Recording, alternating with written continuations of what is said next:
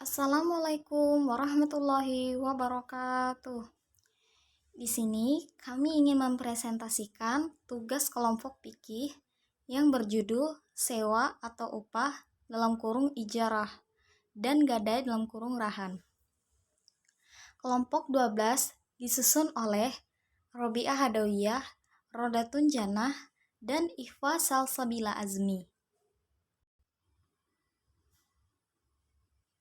Selanjutnya, kami akan membahas tentang upah. Upah dalam Islam dikenal dengan istilah ijarah.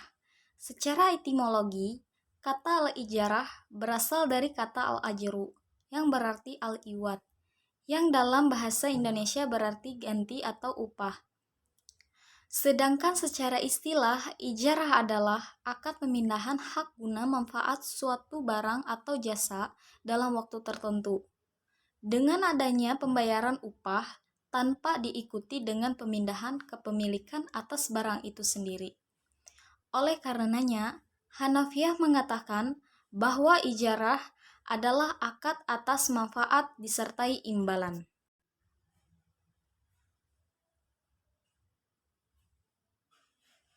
Selanjutnya, ijarah adalah pemilikan jasa dari seorang yang menyewakan muajir oleh orang yang menyewa mustajir, serta pemilikan harta dari mustajir oleh seorang muajir. Dengan demikian, ijarah berarti merupakan transaksi terhadap jasa tertentu dengan disertai kompensasi tertentu. Ijarah adalah pemilikan jasa dari seorang yang menyewakan muajir oleh orang yang menyewa mustajir, serta pemilikan harta dari mustajir oleh seorang muajir. Dengan demikian, ijarah berarti merupakan transaksi terhadap jasa tertentu dengan disertai kompensasi tertentu pula. Kemudian, adapun definisi al-ijarah yang dikemukakan oleh para ulama fikih. Yang pertama, ulama Hanafiyah mendefinisikan ijarah yaitu suatu akad yang dipergunakan untuk pemilikan manfaat yang diketahui dan disengaja dari barang yang disewakan dengan cara penggantian bayar. Yang kedua, ulama Syafi'ah mendefinisikan dengan transaksi terhadap suatu manfaat dituju tertentu bersifat mubah dan boleh dimanfaatkan dengan imbalan tertentu. Yang ketiga, ulama Malikiyah dan Hanabilah mendefinisikan dengan pemilikan manfaat suatu yang boleh dalam waktu tertentu dengan suatu imbalan. Yang keempat, menurut Labib Imzi, yang dimaksud dengan ijarah adalah memberikan sesuatu barang atau benda kepada orang lain.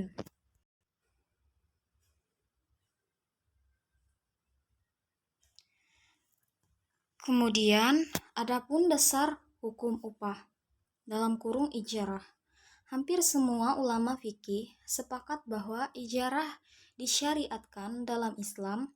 Adapun golongan yang tidak menyepakatinya, seperti Abu Bakar al-Asyam dan Ibnu Ulayyah, dalam menjawab pandangan ulama yang tidak.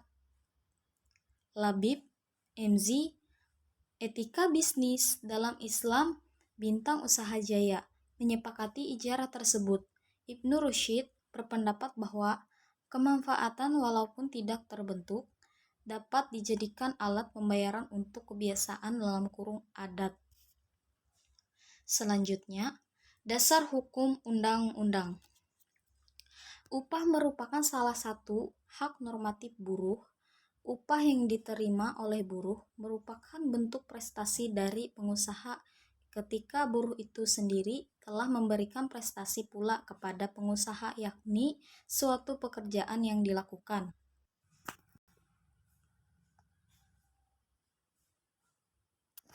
Kemudian, adapun syarat-syarat dan upah ijarah.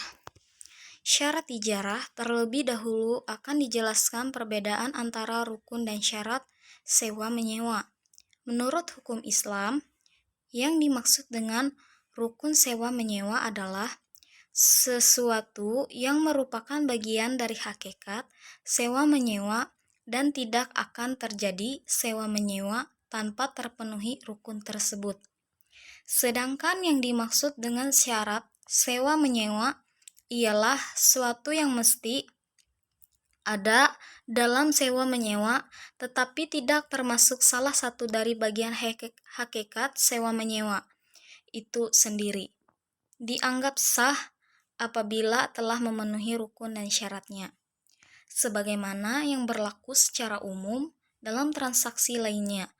Adapun syarat-syarat akad ijarah sebagai berikut.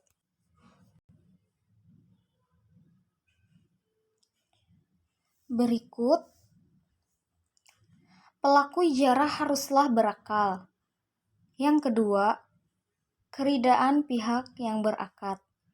Yang ketiga, objek al-ijarah diserahkan secara langsung dan tidak cacat.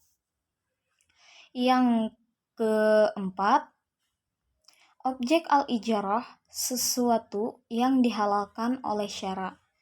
Yang kelima, objek al-ijarah berupa harta tetap yang dapat diketahui. Kemudian, rukun ijarah. Rukun adalah unsur-unsur yang membentuk suatu itu terwujud. Karena adanya unsur-unsur tersebut yang membentuknya, misalnya rumah, terbentuk karena adanya unsur-unsur yang membentuknya, yaitu pondasi, tiang, lantai, dan dinding, atap, dan seterusnya. Adapun menurut jumhur ulama, rukun ijarah ada 4, yaitu pertama, akid, dalam kurung orang yang berakad. Yang kedua, sikhat. Yang ketiga, upah. Yang keempat, manfaat.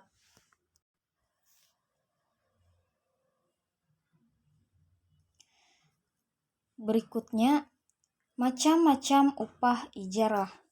Di dalam fikih muamalah, upah dapat diklarifikasikan menjadi 2 bagian, yaitu yang pertama, upah yang telah disebutkan dalam kurung ajrun musamma adalah upah yang sudah disebutkan itu syaratnya.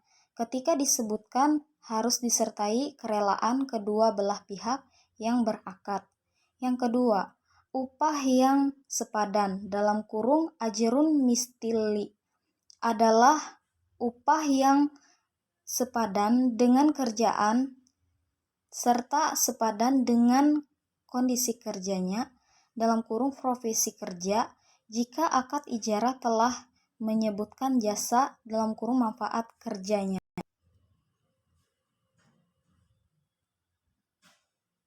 Kemudian kita akan membahas gadai. Gadai dalam bahasa Arab disebut rahan. Rahan menurut bahasa adalah jaminan hutang gadaian seperti juga dinamai al-hasbu, artinya pertahanan. Sedangkan menurut syara artinya berakad yang objeknya menahan harga terhadap suatu hak yang mungkin diperoleh bayaran yang sempurna darinya.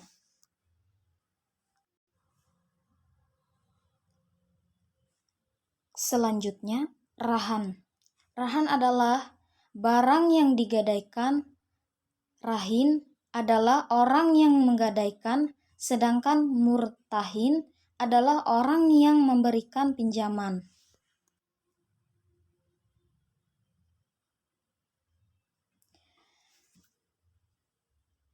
Berikut rukun gadai atau rahan. Pertama, akid. Akid adalah pihak-pihak yang melakukan perjanjian sikhat. Akid terdiri dari 2 belah pihak, yaitu pertama rahan yang menggadaikan, yaitu orang yang telah dewasa, berakal, bisa dipercaya, dan memiliki barang yang akan digadaikan. Kedua, murtahin yang menerima gadai, yaitu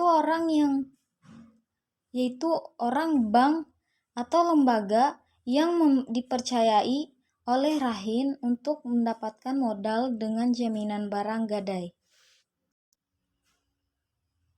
Yang kedua, marhun (barang yang digadaikan), yaitu barang yang digunakan rahin untuk dijadikan jaminan mendapatkan uang.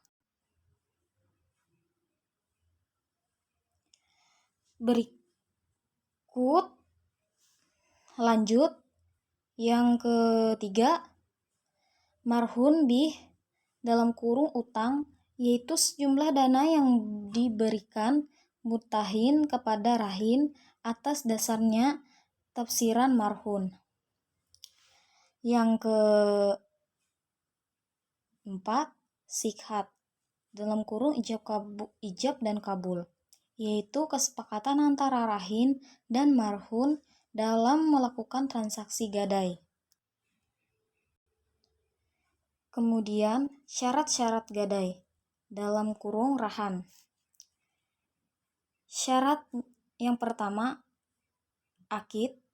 Yang kedua, marhun bih (hutang). Yang ketiga, marhun (barang). Yang keempat, sikhat (ijab dan qabul).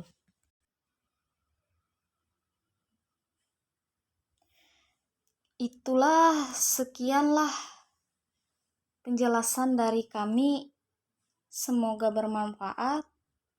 Sekian dan terima kasih. Wassalamualaikum warahmatullahi wabarakatuh.